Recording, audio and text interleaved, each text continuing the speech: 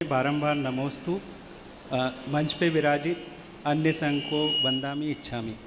महाराज जी, मेरा प्रश्न जो है वो कुछ पूछने में मुझे हिचक भी हो रही है और ये अभी वर्तमान सामाजिक व्यवस्था से जुड़ा है।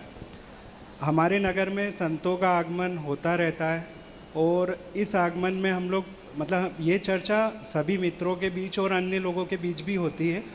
और क्या होता है कि जब संघ आते हैं तो कुछ ऐसे परजीवी लोग बोल लीजिए कि उस समय महाराज जी के आगे आ जाते हैं और या तो बोलियों के माध्यम से या फिर वो ऐसे दिखाते हैं कि जैसे करने वाले समाज में करने वाले वो लोग हैं, वो एक तरह से सामाजिक व्यवस्था को कैप्चर कर लेते हैं।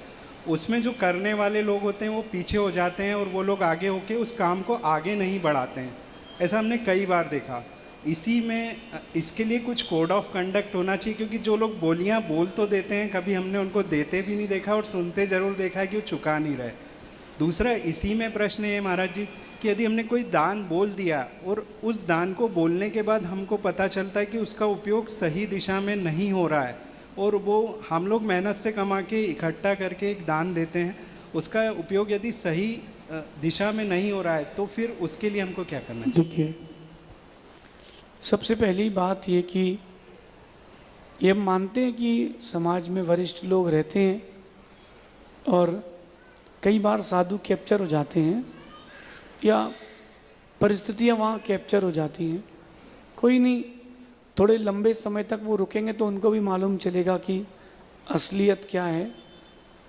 मैं मानता हूँ कि समाज के वरिष्ठ लोग साधु को लाते हैं, लेकिन सेवा समाज का प्रत्येक व्यक्ति करता है और समाज के प्रत्येक व्यक्ति के ऊपर ही साधु का अधिकार, साधु के ऊपर हर व्यक्ति का अधिकार है। तो ये बात ऐसी है।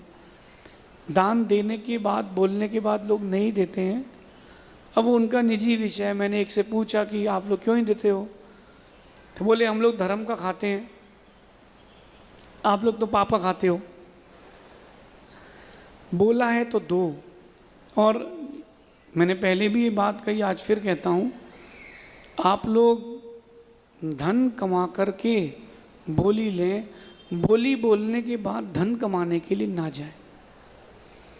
करोड़ों रुपए की बोली नहीं ले सकते, आप मंदिर में एक सिक्का डाल सकते हो, डाल दो, कोई इसमें कोई छोटेपन की बात नहीं है।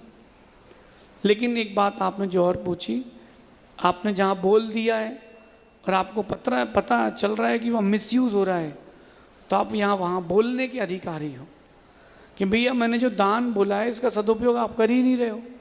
एक है कि सदुपयोग आपकी दृष्टि में नहीं हो रहा और एक ये है कि सदुपयोग हो ही नहीं रहा।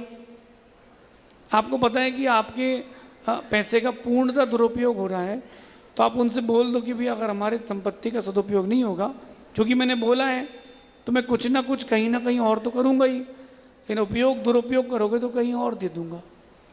कई बार कुछ लोग गड़बड़ करते हैं। एक प्रसंग बीच में बोलता हूँ, किसी व्यक्ति के लिए नहीं है, साधु के लिए भी नहीं है। एक व्यक्ति ने पूछा महाराज जी से कि महाराज जी ये 4, 6, 8 लोग हैं, इनमें से एक व्यक्ति जो है वो ट्रस्ट का है और पैसे खा लेता है।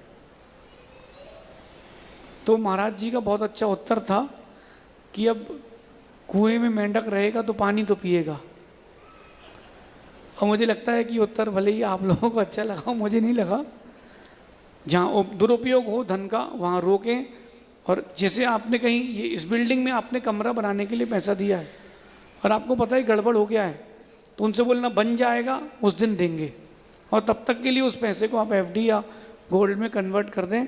और माना कि आपने 5 लाख बोला और वो 20 लाख भी हो गया हो, तो बोलना हम 20 लाख देंगे, कम हो गए तो और जोड़ देंगे, और ज़्यादा हो गए तो पूरा दे देंगे, लेकिन काम होने के बाद देंगे। अगर कहीं लगता है कि गड़बड़ होता है तो ऐसा समझिए।